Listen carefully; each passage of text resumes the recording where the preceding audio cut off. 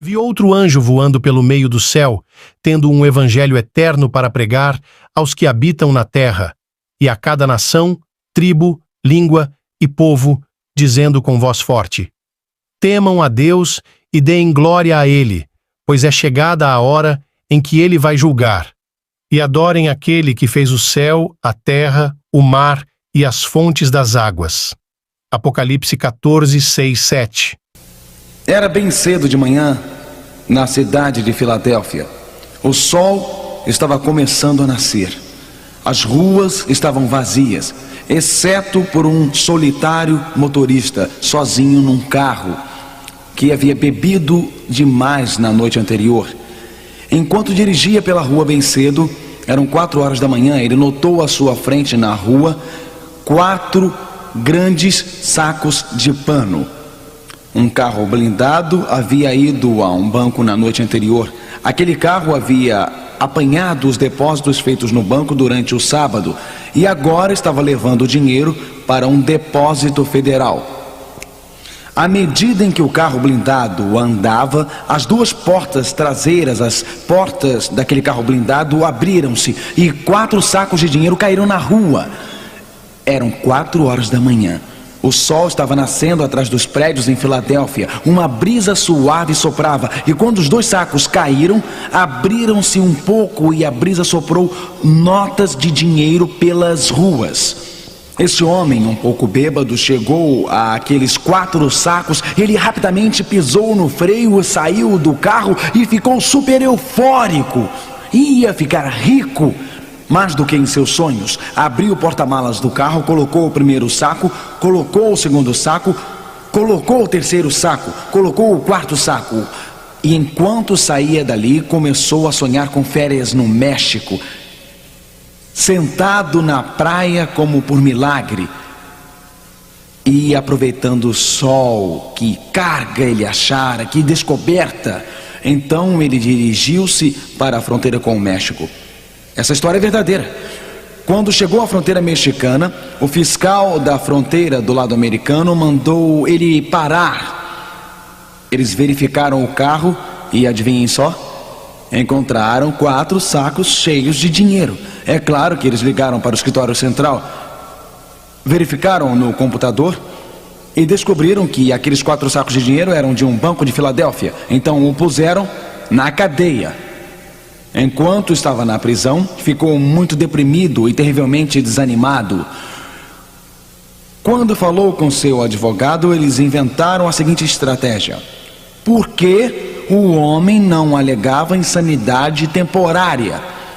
Foi o dinheiro que o fez cometer aquilo. Quer dizer, se alguém viesse pela rua e visse 4 sacos de dinheiro, ficaria temporariamente louco. Você não ficaria? Ele não era responsável. O dinheiro o levou àquilo. Então o advogado alegou que ele tinha insanidade temporária. E surpreendentemente o juiz comprou a ideia e o soltou. Então o homem continuou a pensar mais um pouco. Se o dinheiro me levou àquilo, e se eu fiquei temporariamente louco, então a companhia do carro blindado é a verdadeira responsável. Eu vou entrar na justiça. Assim ele processou a companhia do carro blindado, porque as portas do carro blindado não estavam bem trancadas. E quem não ficaria louco vendo aquele dinheiro na rua? Aquelas outras pessoas são responsáveis, não eu. Não é incrível como muitas pessoas em nossa sociedade estão dizendo: alguém me levou a fazer isto. Foi meu marido, ele me levou a isso. Foi minha esposa, ela me fez fazer isso. Meus pais me obrigaram a fazer isto. A vizinhança onde eu moro, se você morasse lá, faria a mesma coisa. É genético. Meu pai perdia a cabeça, meu avô perdia a cabeça, o avô do meu avô perdia a cabeça. Todo mundo perde a cabeça em nossa família. Foi outra pessoa que me levou a isso. Os tribunais desta terra também, sabe, os tribunais também cometem erros, não? Às vezes pessoas vão para a cadeia e às vezes os culpados ficam livres. Eles me obrigaram a isto, alguém me levou a fazê-lo. Os inocentes vão para a prisão, os culpados ficam livres. Haverá um julgamento perfeito algum dia? Será que existirá um julgamento que lida com nossas ações e responsabilidades? Há um julgamento que será correto e justo. Um dos temas centrais nos livros de Daniel e Apocalipse é o tema da responsabilidade, o tema da responsabilidade moral. Na verdade, a Bíblia chama homens e mulheres que respondam por suas ações nesta geração. A última mensagem de Deus à raça humana, encontrada no livro de Apocalipse capítulo 14, versículo 6, diz o seguinte: vi outro anjo voando pelo meio do céu, tendo o evangelho eterno para pregar aos que se assentam sobre a terra e a cada nação e tribo e língua e povo. Aqui está uma mensagem para todas as nações, todas as tribos, línguas e povos. Aqui está uma mensagem internacional para todo o mundo. Esta mensagem, leiam comigo por favor: temei a Deus e dai-lhe glória, pois é chegada a hora do seu juízo. Apocalipse 14, versículo 7. Pois é chegada a hora do seu juízo. O drama do destino descortina-se. Antes da vinda de Jesus a este mundo, é feito um anúncio perante um mundo que espera e um universo que observa. Um anúncio que chega a todo o planeta. A hora do julgamento de Deus não irá chegar, não está no futuro distante, mas está aqui, agora. Já chegou, o destino de toda a raça humana será selado. É chegada a hora do juízo de Deus. Em Apocalipse 14 há uma mensagem, mas então há um evento que segue-se a esta mensagem. Apocalipse 14 descreve a vinda de Jesus nas seguintes palavras: olhei e eis uma nuvem branca, e sentado sobre a nuvem branca, um semelhante ao Filho do Homem, tendo na cabeça uma coroa de ouro e na mão uma foice afiada. Outro anjo saiu do santuário, gritando em grande voz para aquele que se achava sentado sobre a nuvem: toma a tua foice e ceifa, pois chegou a hora de ceifar, visto que a seara da terra já amadureceu. O que você acha que significa a seara da terra já amadureceu? Que evento é este, com o Filho do Homem vindo numa nuvem com uma foice para ceifar a seara da terra? Que evento o texto estaria descrevendo? Obviamente, é claro, a segunda vinda de Jesus. A Bíblia diz: e aquele que estava sentado sobre a nuvem passou a sua foice sobre a terra, e a terra foi ceifada. Aqui está uma descrição da volta de Cristo e o destino da raça humana finalmente selado. Mas antes da volta de Cristo, antes da vinda de Jesus, há uma mensagem que diz: é chegada a hora do juízo de Deus. Na verdade, o livro de Apocalipse descreve isto um pouco mais em Apocalipse 22, versículo 12. Vamos ler juntos. E eis que venho sem demora, e comigo está o galardão que tenho para retribuir a cada um segundo as suas obras.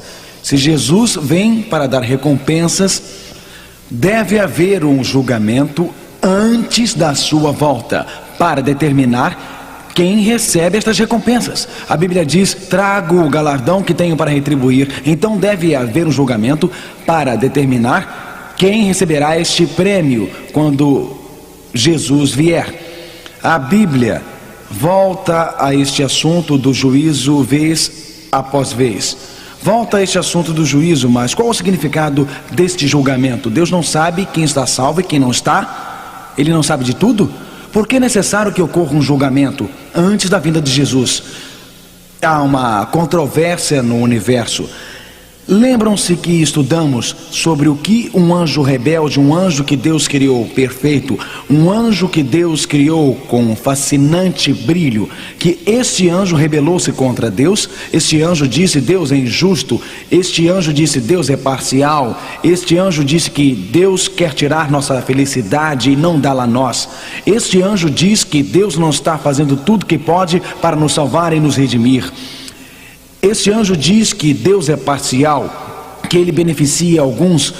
O julgamento que a Bíblia descreve revela o grande amor de Deus, revela que Deus fez tudo o que podia para salvar cada ser humano na terra, e os homens e mulheres que estão perdidos o estão por causa das escolhas que fizeram. Homens e mulheres estão perdidos por causa das decisões que tomaram. Homens e mulheres estão perdidos porque deram as costas a este amor, rejeitam a misericórdia. O julgamento revela, antes da vinda de Cristo, que Deus fez tudo o que podia para salvar cada ser humano. Deus envia seu Espírito à sua mente. Deus revela a você em seu coração que algumas coisas são erradas. Ele o convence do pecado. Deus o leva à sua palavra. Deus envia um folheto à sua porta. Você vê um comercial na televisão, você vê um outdoor, um amigo convida você, você vem a uma reunião como esta.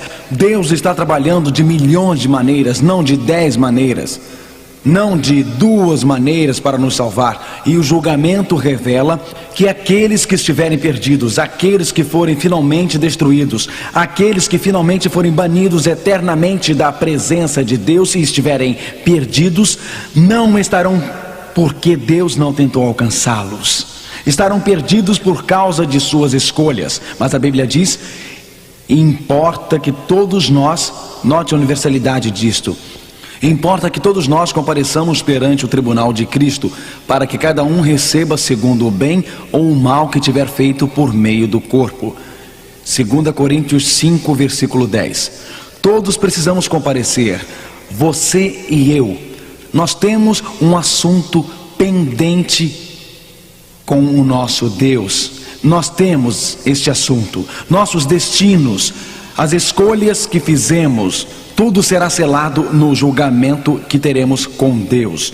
Mas eu me pergunto, quando ocorrerá esse julgamento? Quando acontecerá este julgamento?